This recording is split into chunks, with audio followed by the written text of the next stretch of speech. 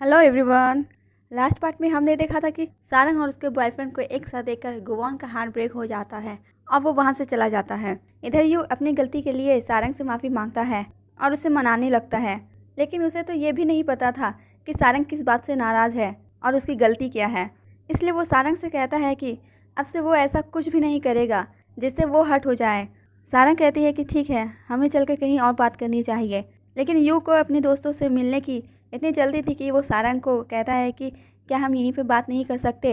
सारंग ये सब बातें सुनकर बहुत गुस्सा हो जाती है और यू से ब्रेकअप करने के लिए कहती है कि तभी यू को उसके फ्रेंड्स का कॉल आता है और वो अपने फ्रेंड्स के साथ डिनर पार्टी का डिस्कस करने लगता है। सारंग ये सब देखकर उसे छोड़ कर वहाँ से चली जाती है, जबकि दूसरी तरफ हम गुगौन को देखते हैं जो काफ़ी जेलस हो रहा था और उसे विश्वास नहीं हो रहा था कि आखिर उसके साथ हो क्या रहा है। इसलिए वो गुस्से में उस कुकीज़ को बाहर फेंक देता है जिसे उसने सारंग के लिए लाया था।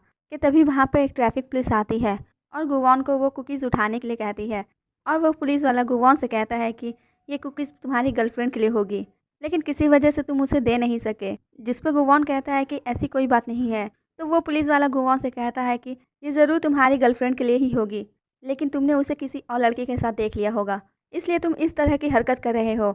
जिसके बाद वो पुलिस ऑफिसर अपनी सैड लव स्टोरी गुवान को सुनाने लगता है और वो गुवान से कहता है कि वक्त रहते तुम्हें उसे अपने दिल की बात बता देनी चाहिए, नहीं तो सारी ज़िंदगी मेरी तरह पछताते रहोगे। और यही कहकर वो वहाँ से चला जाता है। अगले सीन में हम सारंग को देखते हैं जो अपने बॉयफ्रेंड से ब्रेकअप करने के बाद बहुत ज़्यादा सैड होती है। इसलिए वो अपनी ग्रैंड माँ को कॉल करती है और उन्हें बताती है कि वो उनसे कल मिलने आ रही है।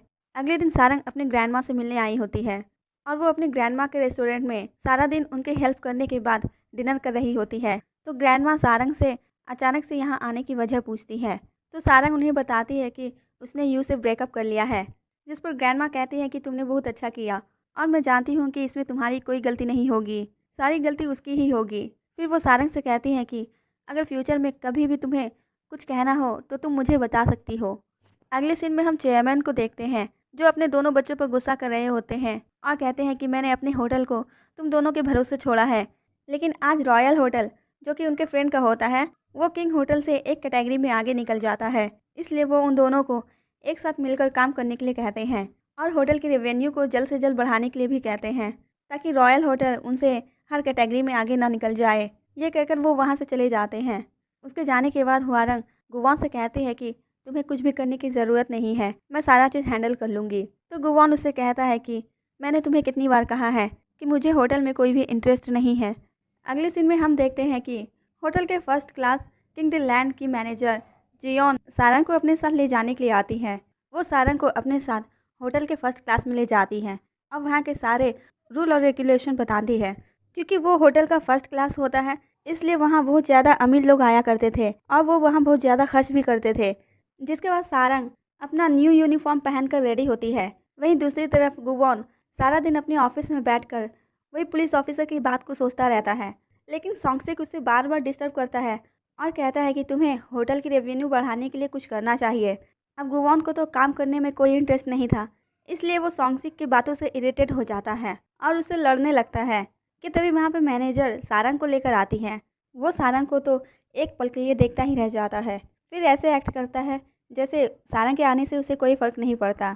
वो मैनेजर से कहता है कि ये तो किंग दी लैंड में आ गई है, लेकिन जहाँ तक मैं इसे जानता हूँ इसमें कोई मैनर्स नहीं है, इसलिए हमें सबसे पहले इसे मैनर्स सिखाना होगा और अच्छी ट्रेनिंग भी देनी होगी ताकि हमारे गेस्ट को कोई परेशानी ना हो।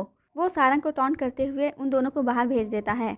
उन दोनों के जाने के बाद सॉन्गसिक गुवॉन से कहता है कि मुझे लगता है कि आप सारंग को पसंद करते हैं और अपनी फीलिंग उसे नहीं बता पा रहे हैं, इसलिए तुम उससे रूड बिहेव कर रहे हो ताकि तुम उसका अटेंशन पा सको। ये सुनने के बाद गुवॉन कहता है कि ऐसा कुछ भी नहीं है और वैसे भी वो मेरे टाइप की नहीं है।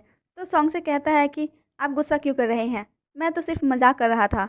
और वो ये भी कहता है कि अगर तुम एक मजाक भी बर्दाश्त नहीं कर सकते तो तुम्हारी गर्लफ्रेंड कैसे बनेगी।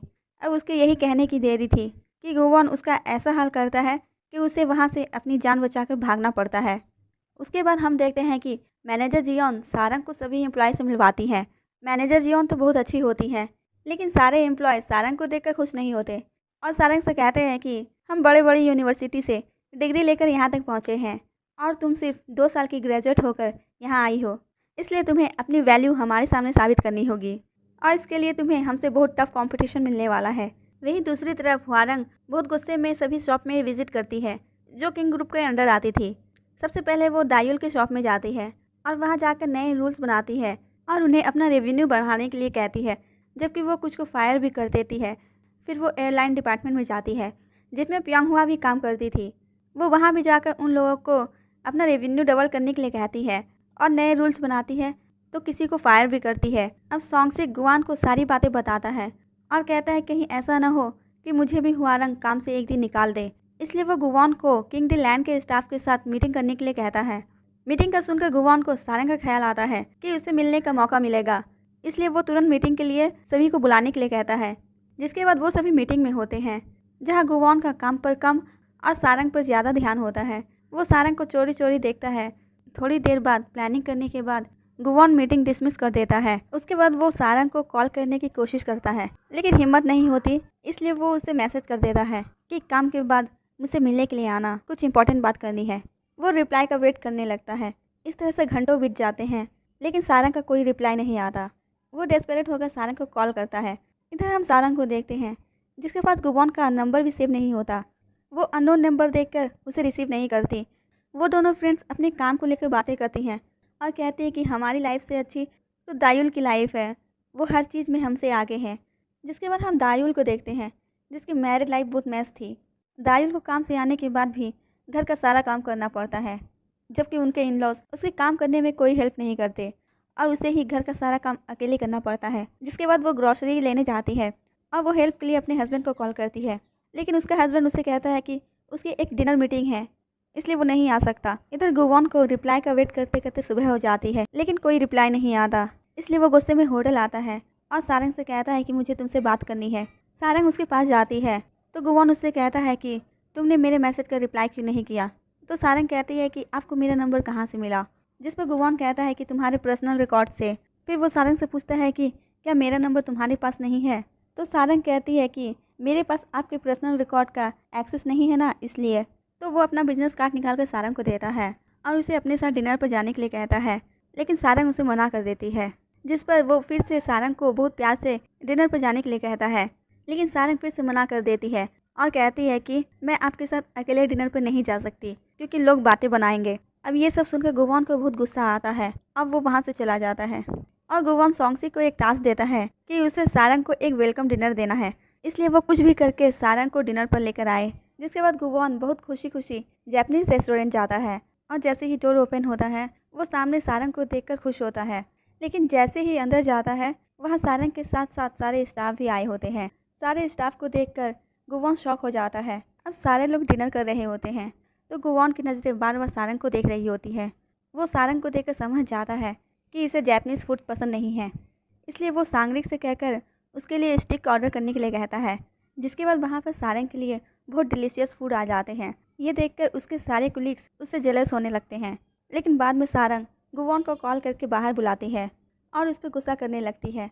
वो गुवान से कहती है कि मेरी परेशानी और मत बढ़ाओ, तुम्हें मुझे वेलकम डिनर देने की ज़रूरत नहीं थी। तो गुवान उससे कहता है कि मैंने ये सब सिर्फ तुम्हारे लिए किया है। जिस पर सारंग उससे कहती है कि मुझे कोई स्पेशल ट्रीटमेंट नहीं चाहिए और आपके ऐसा करने से मेरे ही कोलीग मेरे खिलाफ हो गए हैं। ये कहकर वो वहाँ से चली जाती है और गुवान को तो ये समझ नहीं आ रहा था कि उसने गलत क्या किया है। जिसके बाद सारंग अपने घर जाती है जहाँ प्यांगहुआ और दायुल सारंग को उसके बर्थडे का सरप्राइज़ देती हैं। तो ये तीनों कुछ देर तक बातें करती हैं तो सारंग उन्हें अपने ब्रेकअप के बारे में बताती है। दोनों सारंग के साथ होती हैं और ये तीनों मिलकर बहुत ज़्यादा मस्ती करते हैं। अगले सीन में गुवान और सॉन्गसिक ऑफिस आते हैं जहाँ सॉन्गसिक गुवान को बताता है कि आज सारंग का बर्थडे है। जिसके बाद गुवान ऑफिस के अंदर जाता है जहाँ वह हुआरंग को देखता है जो उसकी मॉम की दी हुई वॉच लेकर खड़ी थी।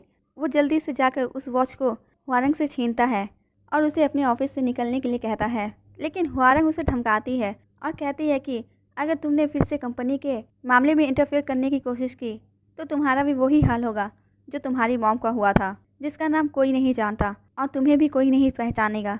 और जाते हुए गुवान को उस वॉच को फेंकने के लिए कहती है। जिस पर गुवान को पास्ट की बातें याद आती है कि बचपन में हुआरंग ने एक बार ऐसा ही किया था कि तुम्हारी मॉम तुम्हें छोड़कर चली गई है और उनकी निशानी वाली वॉच को भी बारिश में फेंक दिया था। दूसरी तरफ सारंग को दिखाते हैं जिसे अपने सीनियर के साथ चेयरमैन के पास जाना था, लेकिन उसका सीनियर कुछ भी बोलने के लिए मना कर देता है। लेकिन वहाँ पर आए गेस्ट सारंग को पहचान लेते हैं और उन्हें कौन सा वाइन यूज़ करना चाहिए इसके लिए वो सारंग से सजेशन लेते हैं। तो सारंग उन्हें सजेशन देना शुरू कर देती है, जिससे वो गेस्ट इम्प्रेस हो जाते हैं और सारंग को अपने होटल में काम करने के लिए कहते हैं। लेकिन सारंग उन्हें मना कर देती है। लेकिन बाहर जाते ही उसका सीनियर सारंग को डांटने लगता है कि तुम्हें सबसे महंगी वाइन का नाम लेना चाहिए था, जिससे हमारी रेवेन्यू बढ़ती। इसलिए आगे से ओवर स्मार्ट बनने की कोशिश मत करना। दूसरी तरफ गुवॉन ऑफिस से अपनी मॉम के बारे में इंफॉर्मेशन निकालने की कोशिश करता है, लेकिन उसे उनके बारे में कोई भी इंफॉर्मेशन नहीं मिलती। उधर सारंग अपना शिफ्ट ख़त्म करके बाहर आती है, जहाँ यू उसे बर्थडे विश करने आया होता है और साथ में उसे सॉरी भी कहता है। तो सारंग उसे कहती है कि हमारा ब्रेकअप हो चुका है और हमारा कोई लेना देना नहीं है, जिस पर यू सारंग को बहुत सारी बातें सुनाने लगता है और उसे कहता है कि तुम बहुत ज़्यादा ही सेल्फिश हो। जिसके बाद सारंग यू की बातों से हट होकर तेज़ बारिश में उसी जगह आती है जहाँ वो हमेशा आया करती थी। वो बारिश में भीगने लगती है कि तभी उसे पीछे से कोई अम्ब्रेला से कवर करता है, जो कोई और नहीं बल्कि गुवॉन होता है। एक्चुअली गुवॉन भी सैड होकर हमेशा उसी स्पॉट पर आया करता था। गुवॉन सारंग से कहता है कि ये मेरा स्पॉट है, इसलिए सारंग वहाँ से जाने लगती है। लेकिन उसका पैर स्लिप होने की वजह से वो गुवॉन की बाहों में गिर जाती है और गुवॉन उसे संभाल लेता है। इसी के साथ ये एपिसोड यहीं पे ख़त्म होता है। आगे स्टोरी में क्या होने वाला है जानने के लिए मिलते हैं नेक्स्ट वीडियो में। और अगर आपको मेरी एक्सप्लेनेशन पसंद आए तो प्लीज़ लाइक से एंड सब्सक्राइब ज़रूर करें। Thanks for watching. Take care. Bye bye.